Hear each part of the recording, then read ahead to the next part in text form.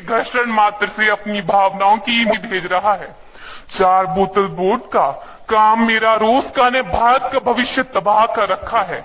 हम ना एक ऐसे समाज में जीते हैं जहां लड़कों से बात करता देख जो भाई हड़काते हैं, लड़कों से बात करता देख जो भाई हड़काते हैं, वही भाई अपनी गर्लफ्रेंड के किस्से घर में हंस हंस कर सुनाते हैं।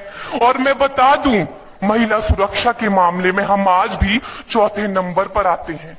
हम ना एक ऐसे समाज में जीते हैं जहां पत्थर की मूरत को लगते हैं 56 भोग और भूखे नंगे तड़पते सो जाते हैं लोग, भूखे नंगे तड़पते सो जाते हैं लोग। मजदूर को मजदूर समझिए, मजबूर नहीं। गरीब को काम दीजिए, दान नहीं। और अगर दान देने के इच्छुक हैं तो जीते जी रक्तदान दीजिए और मरने के बाद अंग दान देकर किसी मरते हुए को जीवन दान दीजिए। यही सच्ची देशभक्ति और यही सच्चा राष्ट्र प्रेम है।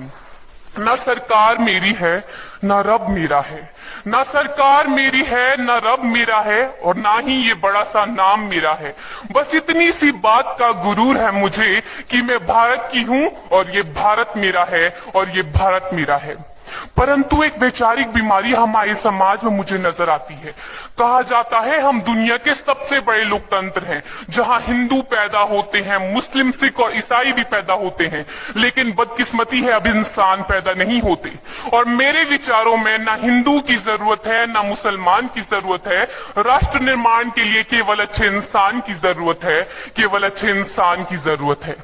जरा सोच कर देखिए, ये पेड़ पौधे और शाखाएं भी परेशान हो जाएं अगर परिंदे भी हिंदू और मुसलमान हो जाएं।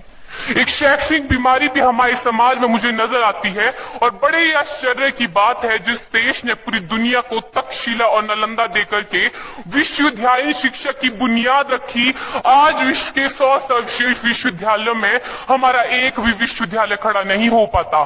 जहां एक और हमारे पास IIT, IIM और NIT जैसे शिक्षण संस्थान हैं, तो वहीं दूसरी ओर इस देश के गरीबों को बेरोजगारी की जमात में खड़ा करने के लिए उनके हाथ में सर्व शिक्षा अभियान का झुंझुना पकड़ा दिया जाता है।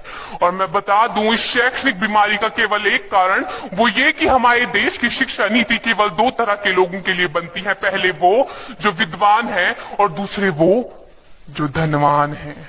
इसी तरह की कई गजब की बीमारियां हैं, और इन बीमारियों की जो जड़ है ना, वो हमारा अंधविश्वास। और मेरे विचारों में जब तक इस देश का युवा अपनी सफलता के लिए मंदिरों में जा जाकर नारियल फोड़ फोड़ कर भगवान को रिश्वत लगाता रहेगा, हमारे समाज का शिक्षित वर्ग ही बिल्ली के रास्ता काटने पर खड़े हो जाना, अपने धर्म अपनी जाति को ऊंचा मानकर दूसरों के धर्म की अवहेलना करता रहेगा, तब तक ना तो इस देश से अंधविश्वास खत्म होगा और ना ही हमारा राष्ट्र निर्माण संभव होगा। हमारी संस्कृति, हमारी सभ्यता को दुनिया ने शीश नवाया है, तो क्यों आस्था के नाम पर हमने अंधविश्वास फैलाया है? मेरे विचारों में हमारा राष्ट्र निर्माण तब संभव होगा जब इस देश में महिलाओं की पूजा नहीं उनकी इज्जत की जाएगी। राष्ट्र निर्माण तब संभव होगा जब हम जातिगत आरक्षण नहीं बल्कि सामाजिक सशक्तिकरण पर बात करेंगे।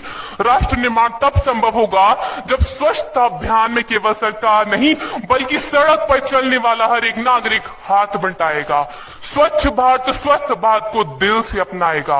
असल मायने में हमारा राष्ट्र निर्माण तब संभव होगा जब एक गरीब बच्चा मध्याह्न भोजन के नहीं बल्कि ज्ञान अर्जन के लिए सरकारी स्कूल की चौखट पर कदम रखेगा।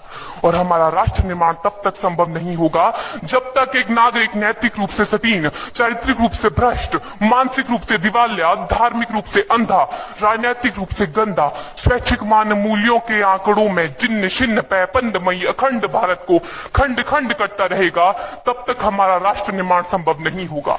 बड़ी बड़ी बातें नहीं, छोटी छोटी कोशिशें करनी होगी, क्योंकि ठोकर हमें पहाड़ से नहीं पत्थरों से लगा करती है। I being an Indian, I being a student, I being a symbol daughter of this motherland feel proud to be an Indian। और मैं सैल्यूट करना चाहूंगी सरहद पर दिन रात हमारी रक्षा के लिए खड़े हर उस जवान को, इस देश की पुलिस, प्रशासन और किसान को, और इस देश के हर उस व्यक्ति को जो अपना काम पूरी ईमानदारी, पूरी मेहनत और पूरी लगन से करते हैं, जिनके बिना राष्ट्र निर्माण की कल्पना करना भी असंभव सा लगता है। और आज इस मंच पर पूरी जिम्मेदारी के साथ मैं भारत की बेटी ये कहती हूं कि हमारा राष्ट्र निर्माण तब संभव होगा जब हम सभी मैं, आप, हम सब मिलकर प्रयास करेंगे, क्योंकि हमारे देश की जिम्मेदारी नहीं है हमें आगे ले जाने की, हमारी जिम्मेदारी है अपने देश को आगे ले जाने की, अपने राष्ट्र को आगे ले जाने की, अपने वतन को आगे ले जाने की। तो अंत में मैं बस यही कहना चाहूंगी, मेरा हिंदुस्तान महान था, महान है, महान रहेगा। मेरा हिंदुस्तान महान था, महान है, महान रहेगा। होगा हौसला सबके दिलों में बुलंद तो एक दिन पाकिस्तान भी जय हिंद कहेगा। पाकिस्तान ही क्यों, सारा जहान जय हिंद कहेगा, क्योंकि सारे जहां से अच्छा हिंदुस्तान हमारा, सारे जहां से अच्छा हिंदुस्तान हमारा। हम बुलबुले हैं इसकी, ये गुलिस्तान हमारा, ये गुलिस्तान हमारा। जय हिंद, वंदे मातरम। जय जय।